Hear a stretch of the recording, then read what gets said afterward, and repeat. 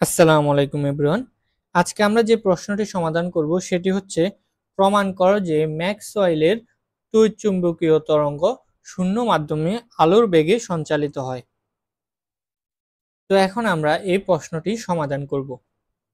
তো ম্যাক্সওয়েলের যে তরঙ্গ সমীকরণ রয়েছে সেই তরঙ্গ সমীকরণ হতে আমরা পাই del square E equal mu naught epsilon naught del square E divided by del t square. এটা হচ্ছে ই ভেক্টরের জন্য ম্যাক্সওয়েলের তরঙ্গ সমীকরণ। তো এটাকে দিলাম আমরা ১ নং সমীকরণ। আবার তরঙ্গের যে সাধারণ সমীকরণ রয়েছে সে সাধারণ সমীকরণ অনুসারে আমরা লিখতে পারি ডেল স্কোয়ার ওয়াই ইকুয়াল 1/বি square into del square y divided by del t square. এটাকে দিলাম আমরা ২ নং সমীকরণ। আর এখানে দেখো, এখানে যে বিটা রয়েছে এই বিটা হচ্ছে এই তরঙ্গের বেগ। এখন আমরা ১ নং এবং এই ২ নং সমীকরণকে যদি আমরা তুলনা করি তাহলে কি হয় দেখো, এখানে যে ওয়াই রয়েছে আমরা যদি ওয়াইটাকে ই এর সাথে তুলনা করি, আমরা যদি ধরি যে ওয়াই সমান হচ্ছে ই, তাহলে এই ১ নং এবং ২ নং এর বাকি সবগুলো অংশ একই থাকবে। এখানে রয়েছে মিউ নট ইপসাইলন নট আর এখানে রয়েছে 1/বি স্কোয়ার।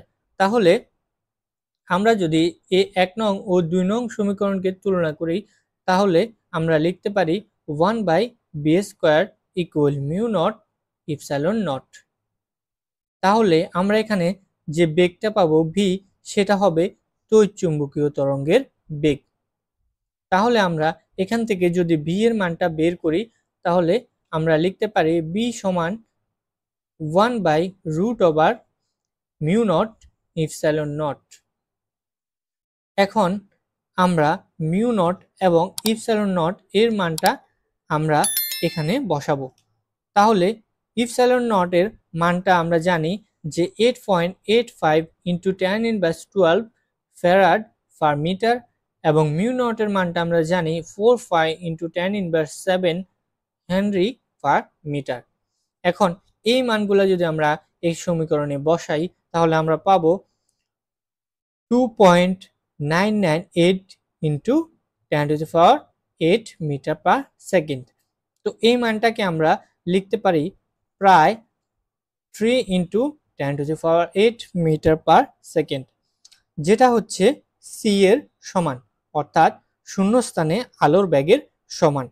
অর্থাৎ এর মাধ্যমে আমরা দেখলাম যে ম্যাক্সওয়েলের যে তড়িৎচুম্বকীয় তরঙ্গের বেগ সেটা শূন্যস্থানে আলোর বেগ সি এর সমান।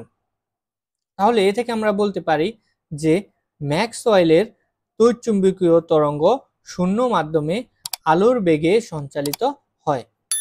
তাহলে এটাই হচ্ছে আমাদের অ্যান্সার, তো প্রমাণিত। তো আশা করি তোমরা এটি বুঝতে পেরেছো। এটি অত্যন্ত সহজ একটি প্রমাণ, আশা করি তোমরা এটি বুঝতে পেরেছো।